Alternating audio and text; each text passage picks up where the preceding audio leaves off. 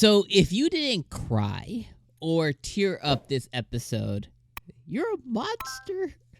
Honestly, like I got shook up this episode, and I think, at the end of the day, The Reincarnated Princess has been one of the best shows this season, and it has just really just had excellent writing, great character development, great story, great nuanced balance to the twist and kind of what's at stake, like everything that this anime has done has just been so good. And this episode, what it really did was it came out and it flexed the ability to have emotional writing and to do it very, very well.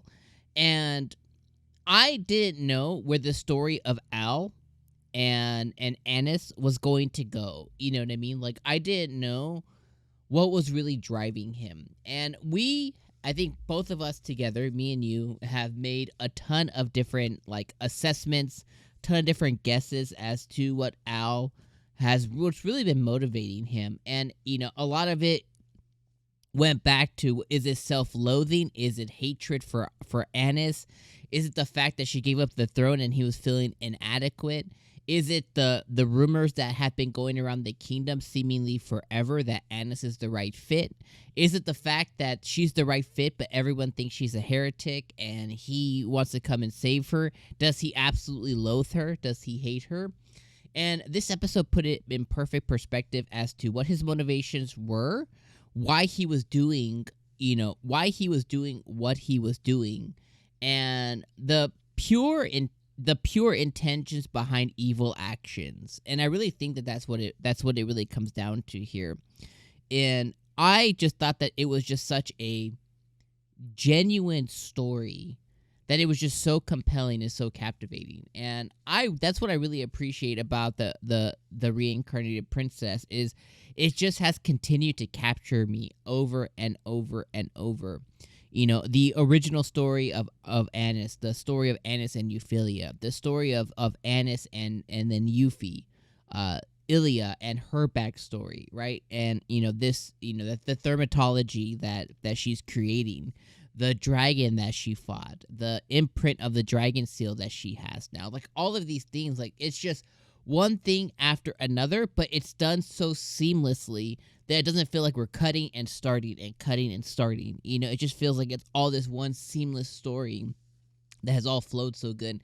And then it now flowed into this emotional roller coaster with Al. And to kind of really sum it up, I'll sum it up as this, is that Al has been looking for a way to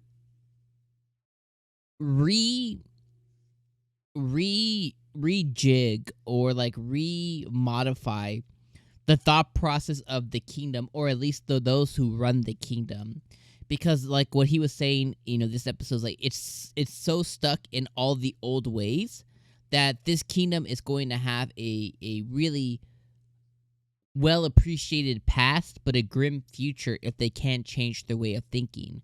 Now, I do honestly think that Anis is the person, because with her in partnership with Euphyllia and her kind of like bringing on people like Euphyllia to kind of really have that role that's a little bit higher up that can really like sway the masses.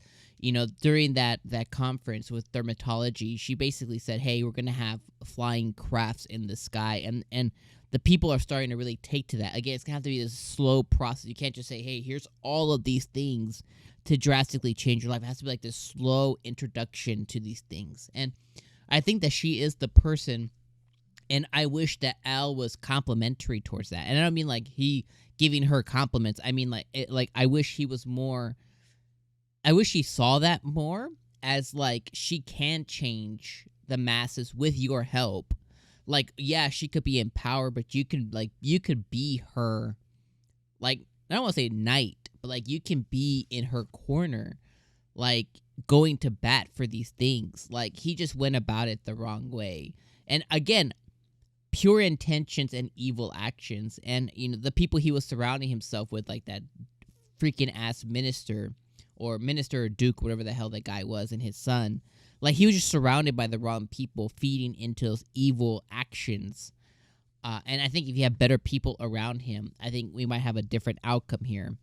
But the reality is, in his mind, he was doing what he needed to do to become a vampire, be able to sway the masses' opinions, do all of that, fight his sister, get her to a place of trying to make her dreams come true. He just went about everything in the wrong way. And this all really stemmed from a moment in time when he was younger, and how he described it is at some point, Annis let go of his hand. And he described it as the warmth of her hand I only felt cold after. And it's just such a statement that just hits, right? It's like something that's just so important to him that he could feel the cold after he let it go, or after he was let go. And he's never been able to shake that feeling. So it's not that he didn't love his sister. He loves his sister. He hated what the actions of everybody else around him made him be, and what it made her be. And I think it was eating him away, seeing her be called a heretic. He's always looked up to his sister. He's always felt that she should be the one doing all this, that she's he even described it as she's incredibly smarter than him, so he's he just didn't go about all these things the right way. But it's just such emotional, captivating writing, and it's just so good. And the direction of the anime studio, the way they were able to convey all of this, you have to give a hats off to this studio. This studio, again, is not one that's really renowned. This is Studio 𝐜𝐴. They have done really awesome anime in the past. One of my favorite animes of all time is the Saint's magic power is omnipotent. It is another isekai anime that I absolutely adore. They've recently done anime like Parallel World Pharmacy, which I absolutely adored. I thought that was absolutely incredible. And if you haven't watched it, you should definitely watch it. They've done other anime like My Mental Choices Are Completely interfering with whatever it's called. They did My Girlfriend Is a Show. You can finish that sentence. So this has been a really good studio. They did World Break, which is a really good show. This is a really good studio, and I just feel like the directing, the way that they captured the writing, I just feel like they've really done this show justice, and I am very, very pleased with this show. This is probably my second favorite show of the season.